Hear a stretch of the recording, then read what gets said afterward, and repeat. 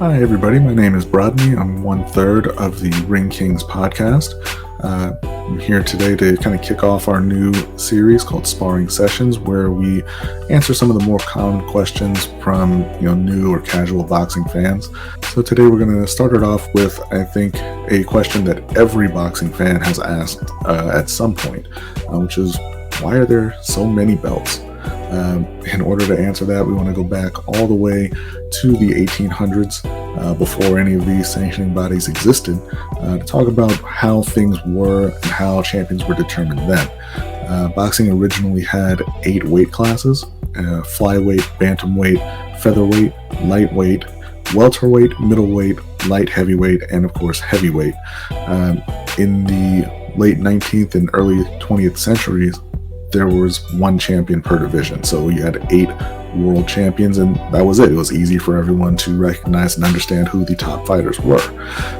And in order to become the champion, you had to beat the current champion in the ring. This is what's commonly referred to as a lineal championship. The kind of, to be the man, you have to beat the man kind of thing. The only other time that you could win a title would be if the current champion retired or vacated for whatever reason. And then the number 1 and number 2 contenders would fight to determine the new champion and start the lineage again.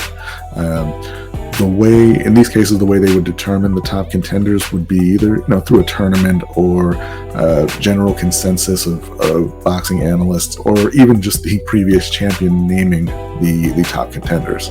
As an example, John L. Sullivan out of Boston was the first recognized heavyweight world champion. His reign began in 1885 when he beat Dominic McCaffrey.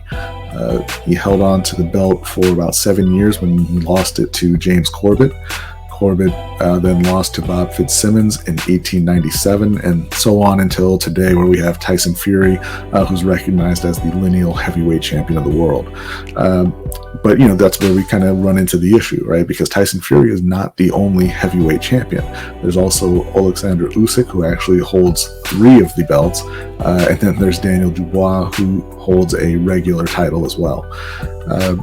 So, in addition to there being multiple champions in every division, there are also now 17 weight classes. So obviously, we went from 8 to now, as of this recording, there are 55 recognized world champions. And that's not counting interim champions or franchise champions, which would bring the total number to 59 right now. So again, the question, how do we go from 8 to the possibility of having 80 plus? Well, it started in 1921 with the formation of the National Boxing Association, or NBA. It was formed by officials from 13 different states, and the point of it was they wanted to kind of lessen the influence and power that was held by the New York State Athletic Commission, who was unwilling to share their power at that time. They kind of, really ran boxing at that point in history.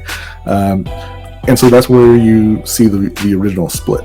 At times they would recognize different champions in different weight classes. So now we're kind of up to 2 at that point. And it was that way up until the early 60s. In fact, in 1962, the NBA actually changed its name to the World Boxing Association, just in recognition of boxing's growing popularity around the world and them wanting to be an international sanctioning body. But then in 1963, 11 countries led by Mexico came together and formed the World Boxing Council. Now, their intention was to bring together all of the different sanctioning bodies under one umbrella, like the WBA, the European Boxing Union, the British Boxing Board of Control, and other regional sanctioning bodies. Now, they did have some success forming regional partnerships, but obviously they were not able to unite everyone as planned.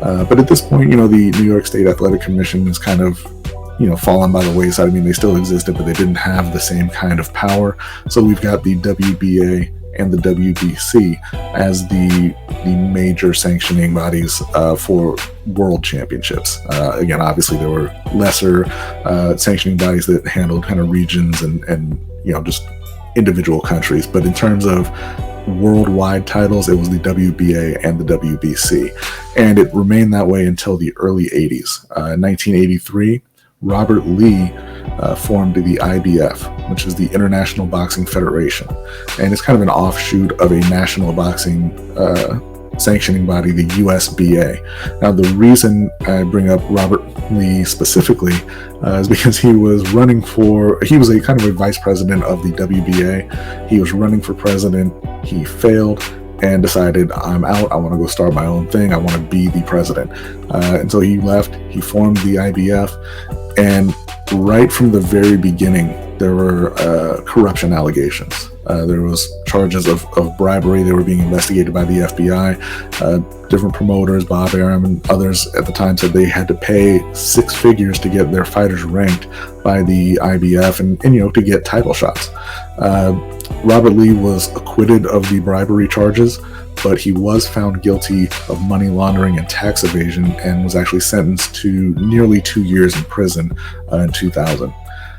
So moving on, a few years later, the final major sanctioning body, the World Boxing Organization, it was founded by a group that was a part of the WBA. And at one of their conventions in Venezuela, there were some disagreements over rule changes.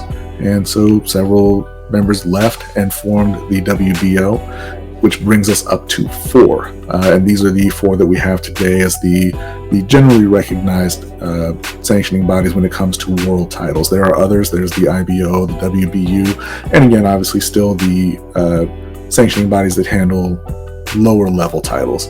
But in terms of world championships, now we've got the WBA, the WBC, the WBO, and the IBF. So that kind of brings us to the point where we can have the possibility of 4 world champions in every division.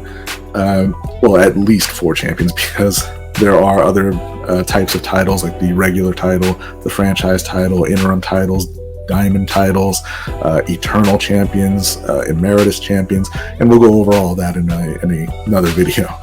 So to answer the question of why we have all of these different belts and these different sanctioning bodies, I think the bodies themselves would tell you it's because of differences of opinion regarding rules and even just the rankings of fighters, how they're ranked.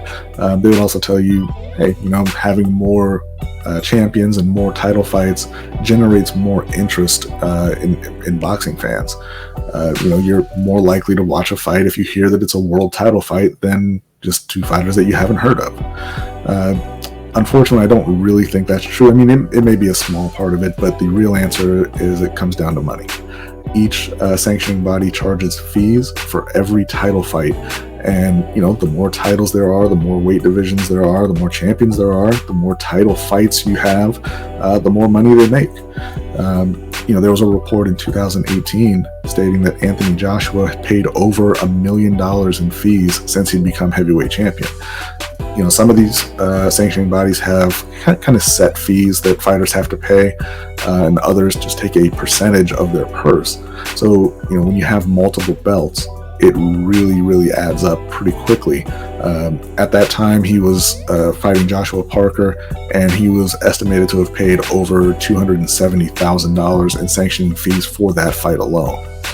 And then, like I said, that kind of gives you a different perspective as to why there are these super regular, interim, franchise, etc. titles when you look at it through that lens. I think the main reason, you do have some ideological differences in terms of the rules and rankings and things like that. With Robert Lee, it was just kind of ambition run amok, basically. But the main reason that we have all of these titles is it generates money for the sanctioning bodies, and that is kind of the only reason that they really exist, is to say, hey, I'm here, I want to make some money too, I need a cut of the pie, basically.